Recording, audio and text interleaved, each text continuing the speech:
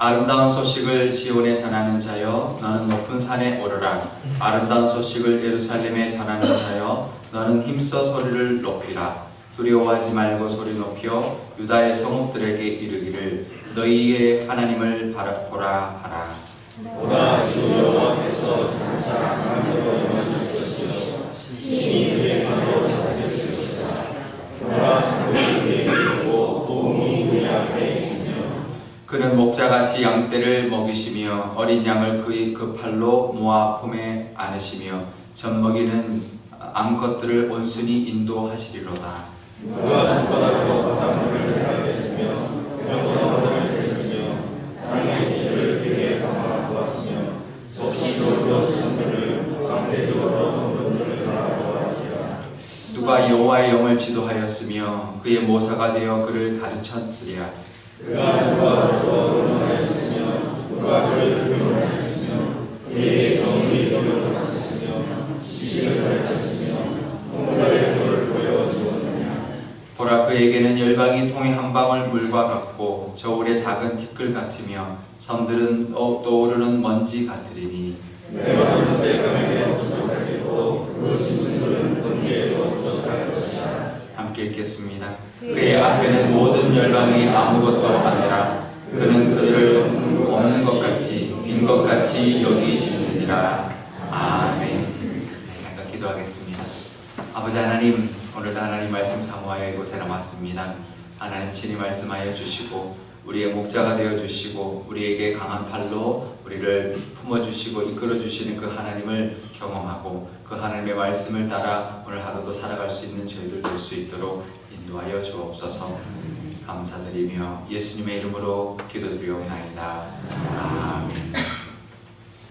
네, 제가 대학교 학부 때는 그 공화학이라는 그 전공을 했습니다. 쉽게 말하면 화학을 이제 공대 안에서 하는 건 과목인데요.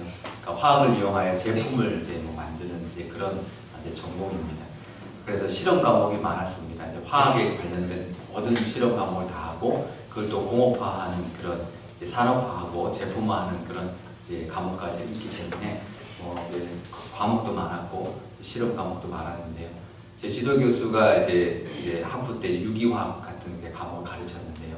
그 실험 시간에 이제 이렇게 이제 실험을 이제 지도를 하고 있는데 보통 뭐 실험하다 보면 뭐 지시약 같은 거를 뭐 한두 방울 아니면 서너 방울 이렇게 떨어뜨리라는 게 이제 방법에 나오거든요.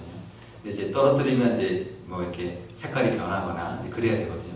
근데 이제 떨어뜨렸는데 아무 변화가 없으니까 이제 교수님한테 물어보는 게 이거 이렇게 하라는대로 했는데 이렇게 아무 변화가 없다. 이제 그랬더니 교수님이 하시는 말씀이 그럼 한두 방 더 떨어뜨리면 된다. 그런 거예요. 그러니까 아니 여기 이 책에는 서너 방울만 떨어뜨리면 된다 그러는데 왜 이렇게 더 떨어뜨려야 되느냐? 이제 이게 이 실험 방법이 요리와 비슷합니다. 그래서 영어로도 같이 레시피라고 하거든요.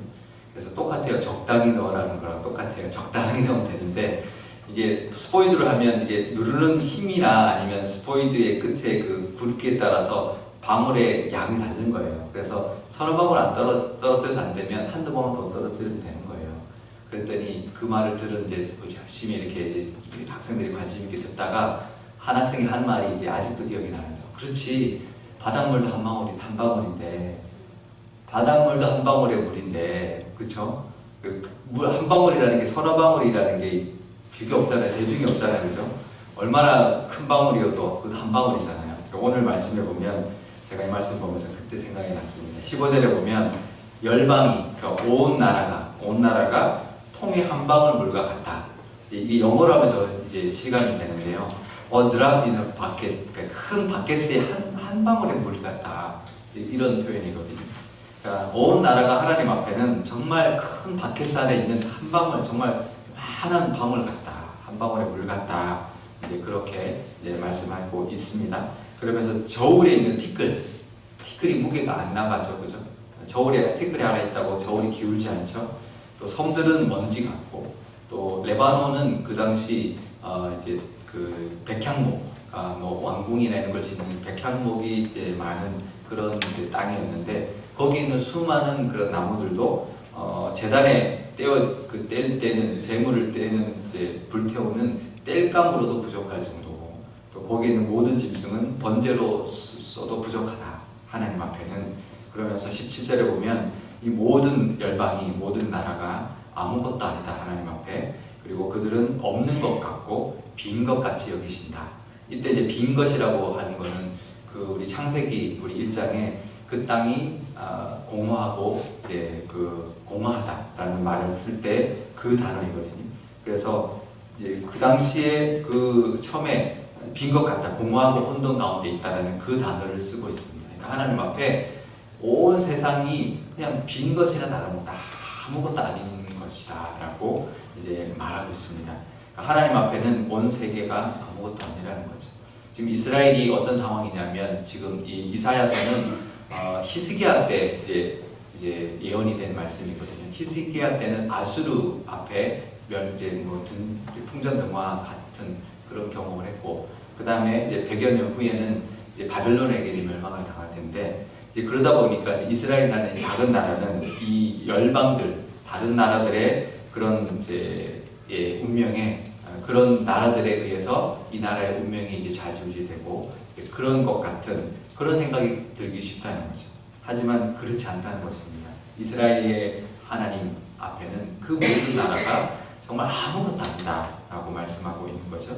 그래서 이스라엘의 운명은 그들에게 달려있는 게 아니라 하나님께 달려있다라고 말하고 있는 것입니다. 우리에게도 그럴 때가 있죠. 하나님 믿고 살아도 세상이 너무 클 때가 있어요. 세상이 너무 커 보이고 세상 앞에 내가 너무 작은 존재 같고, 근데 하나님 앞에 그 모든 세상은 아무것도 아니라는 그 믿음이 우리에게 있어야 합니다. 하나님 그걸 오늘 우리에게 말씀하시는데요. 내 앞에 있는 문제가 커 보여도 하나님 앞에는 아무것도 아니라는 걸 우리가 기억하면 우리 하나님 앞에 담대히 나가서 기도하고 그 문제를 알면 하나님이 해결해 주시고, 정말 티끌처럼 정말 아무것도 아닌 먼지처럼 정말 한 방울의 물처럼 하나님이 해결해 주시고 그런 하나님을 우리에게 임할 줄 믿습니다. 은혜가 있으시기를 축복합니다. 그러면서 그 능력에 대해서 하나님의 능력을 12절에서 14절에 말씀하고 있는데요. 마치 욥기에 이제 나오는 내용을 연상시킵니다. 욥기 38장에서 41장까지 하나님이 쭉 욥에게 하는 말씀이 있거든요. 하나님이 이제 쭉 할 때 네가 어디 있었느냐, 그 말씀하시는데요. 이거 하시면서 이제 하나님이 모든 이 세상에 있는 것들의 크기와 무게를 측량한 적이 있느냐, 너희들이 또 하나님에게 지도하거나 가르친 적이 있느냐, 또 하나님께 어떤 정의의 길이나 지식이나 깨달음을 가르친 적이 누가 있느냐, 누가 그걸 가르쳤겠느냐. 하나님은 그 모든 것을 만드시고 그 모든 것을 다 아시고 그 모든 것을 측량하고 계시는 분이시다라는 거죠. 그러니까 능력의 하나님이신 거죠. 지식의 하나님이고 능력의 하나님이신데요. 우리 오늘 9절에 보면 그 하나님을 바라보라 라고 말하고 있습니다. 우리도 하나님을 보며 살아야죠. 세상을 보는 것이 아니라 하나님을 바라보고 살아야 합니다. 그것은 세상을 등지고 사는 말이 아닙니다. 우리 그 이야기가 있거든요. 하나님의 은혜가 있으면 우리가 그 배를 타고 갈 때 암초가 많으면 힘들잖아요, 그죠? 근데 이 암초를 피하게 달라는 게 아니라 하나님의 능력이 임하면 이 능력의 물이 차오르면 암초를 넘어서 물이 차올라서 암초가 아무리 많아도 그냥 아무런 방해 없이 운행할 수 있는 것이 하나님의 은혜가 가득한 모습이다. 성령 충만한 모습이다 라고 말하거든요. 우리는 암초들만 보이죠. 하나님의 은혜가 임하면 우리의 그 주변에 하나님의 은혜가 차올라서 그 암초들이 아무리 있어도 아무 문제가 되지 않는 상황으로 하나님 만들어 주실 것입니다. 하나님을 바라보고 나아갈 때 하나님의 그 능력의 그 손으로 붙들어 주신다고 말씀하고 계시죠. 그래서 하나님께서 10절에 보면 강한 팔로 강한 자로 임하실 것이고 그의 팔로 다스리실 것이다. 팔은 능력을 의미합니다. 그 강한 팔로 우리를 다스리실 것이고, 그래서 상급과 도움을 주실 것이고, 그 다음에 11절에 보면 또 팔이라는 나오는데 이때 팔은 목자의 팔입니다. 하나님의 능력의 팔로 다스릴 뿐만 아니라 목자의 팔로 양떼를 먹이시고 품으시고 인도하여 주실 것이다 라고 말씀하고 있습니다. 능력의 하나님의 통치와 또 목자 되신 하나님의 그 품어주심과 인도하심이 저와 여러분에게도 있을 줄 믿습니다. 우리 교회에게도 있을 줄 믿고 함께 기도하여 우리 하나님의 은혜가 가득한 우리 교회가 될 수 있기를 우리 간절히 소망합니다. 우리 기도하겠습니다. 아버지 하나님 감사합니다. 우리가 살다 보면 우리 앞에 닥쳐져 있는 문제가 너무나 크게 느껴질 때가 있습니다. 산을 하나 넘으면 또 큰 산이 하나 있는 것처럼 그렇게 무게감이 우리한테 정해질 때가 있습니다. 하지만 이것을 나 스스로 해결하는 것이 아니라 능력의 하나님, 그 모든 것을 티끌같이 여기시는 하나님께 그 문제를 내어놓는 저희들 되게 하여 주옵소서. 그 문제 앞에 그 문제를 바라볼 것이 아니라 그 위에 계신 하나님을 바라볼 수 있는 저희들 되게 하여 주옵소서. 그래서 그 문제를 이겨내는 저희들 될 뿐만 아니라 오늘 말씀처럼 그것을 담대히 선포하라 말씀하셨습니다. 우리가 그 삶을 살면서 하나님을 바라보라라고 우리가 담대히 세상에 전할 수 있는 저희들 되게 하여 주옵소서. 우리도 이 세상에 허덕이며 살아가는데 어떻게 세상 사람들한테 하나님을 보라고 전할 수가 있겠습니까? 우리가 그것을 이겨내며 살면서 담대히 두려움 없이 하나님을 바라보라 라고 전할 수 있는 저희들이 될 수 있도록 하나님 인도하여 주옵소서. 능력의 하나님의 그 통치와 그 목자의 하나님의 그 품어주심을 늘 경험하며 살 수 있는 저희들 될 수 있도록 하나님 함께하여 주옵소서. 감사드리며 예수님의 이름으로 기도드리옵나이다. 아멘. 주기도문 하겠습니다.